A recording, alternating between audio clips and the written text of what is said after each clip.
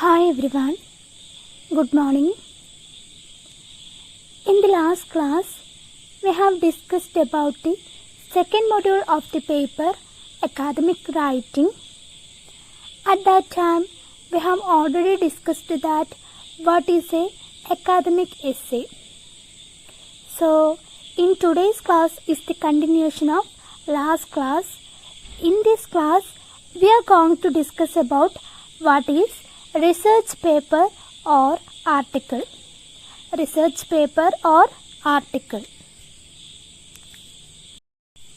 A research paper is usually longer than an essay. It provides detailed information on a topic through different sections like literature review, methodology, discussion and conclusion. അപ്പോൾ എന്താണ് research paper? A research paper is usually longer than an essay.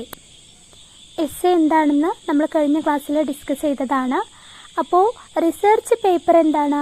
എസ്സേയേക്കാൾ കുറച്ചുകൂടി വലുതാണ്, കുറച്ചുകൂടി content കൂടിയിട്ടുള്ളതാണ് എന്ത്? Research paper. കുറച്ചുകൂടി നമുക്ക് എന്താണ് അധികം എഴുതാനുണ്ടായിരിക്കും റിസർച്ച് പേപ്പറിൽ. It provides detailed information on a topic through different sections like literature review, methodology, discussion and conclusion. അപ്പോൾ എന്താണ് ഒരു റിസർച്ച് പേപ്പർ ഘട്ടങ്ങളിലൂടെയൊക്കെയാണ് കടന്നു പോകുന്നത്. ഏതൊക്കെയാണ് ആ ഘട്ടം? ഫസ്റ്റ് വരുന്നത് literature review, then methodology, then discussion and conclusion.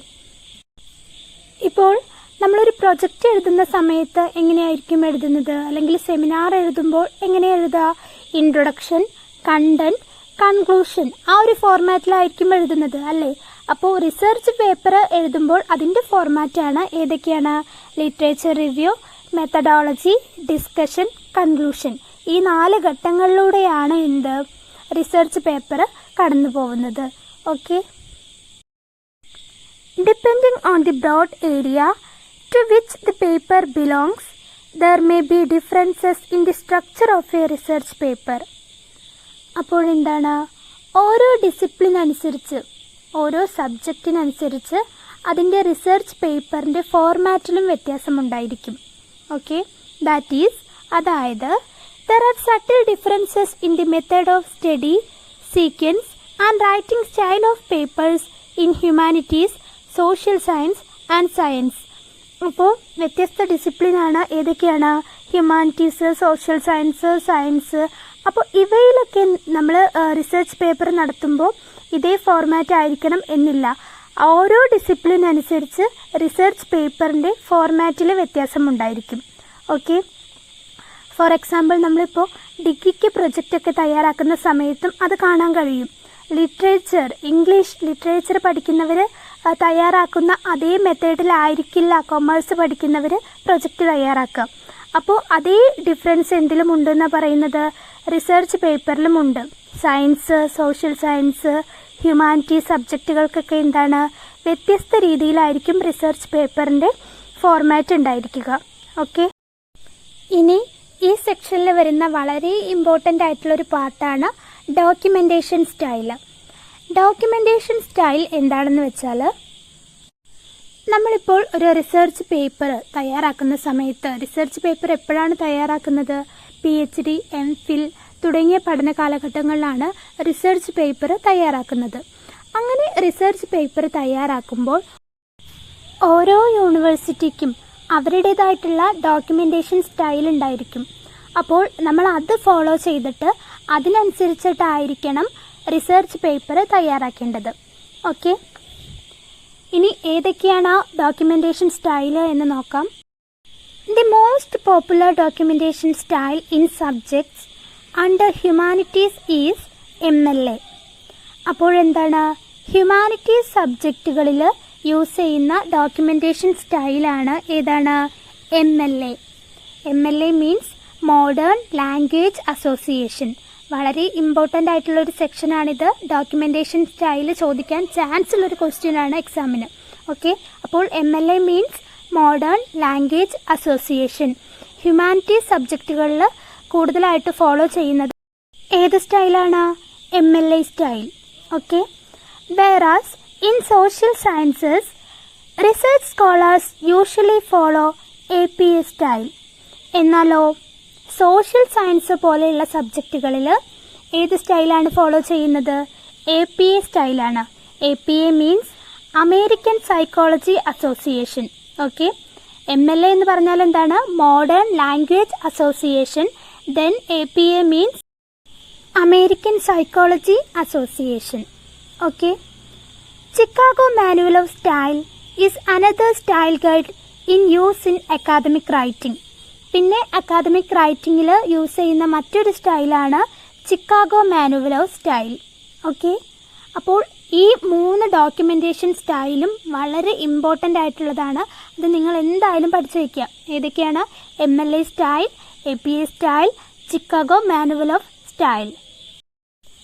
Then some institutions including universities like Oxford, Cambridge and Harvard insist on following their own style for scholars writing for their publications.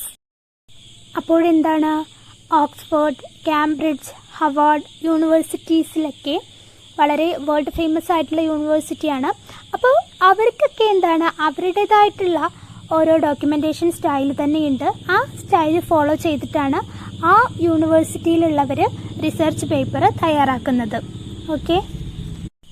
ഇനി MLA style, APA style നമ്മൾ detailed ആയിട്ട് next ചാപ്റ്ററുകളിലായിട്ട് discuss ചെയ്യുന്നുണ്ട്.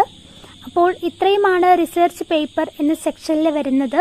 എന്തൊക്കെയാണ് നമ്മൾ research പേപ്പറിനെ കുറിച്ച് പറഞ്ഞത്?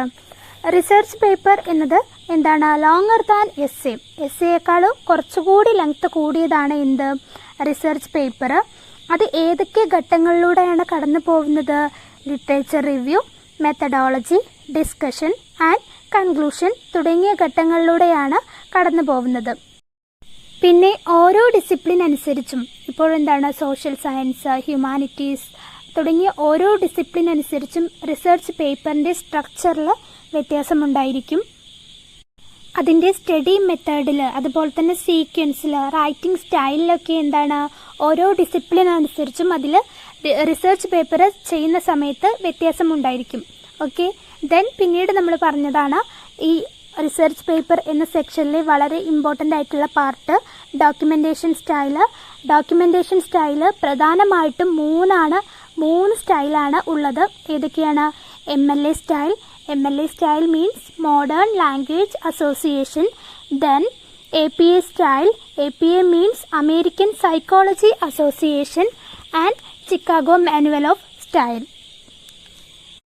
പിന്നെ Oxford, Cambridge, Harvard തുടങ്ങിയ വേൾഡ് ഫേമസ് ആയിട്ടുള്ള യൂണിവേഴ്സിറ്റീസിലൊക്കെ അവർക്ക് അവരുടേതായിട്ടുള്ള തന്നെ ഡോക്യുമെന്റേഷൻ സ്റ്റൈൽ ഉണ്ട്. ആ സ്റ്റൈലിനനുസരിച്ചായിരിക്കും അവർ റിസർച്ച് പേപ്പർ തയ്യാറാക്കുന്നതും പബ്ലിഷ് ചെയ്യുന്നതും. ഓക്കെ. ഇത്രയുമാണ് നമ്മൾ റിസർച്ച് പേപ്പർ എന്ന സെക്ഷനിൽ പറഞ്ഞിട്ടുള്ള important points. Okay. Thank you.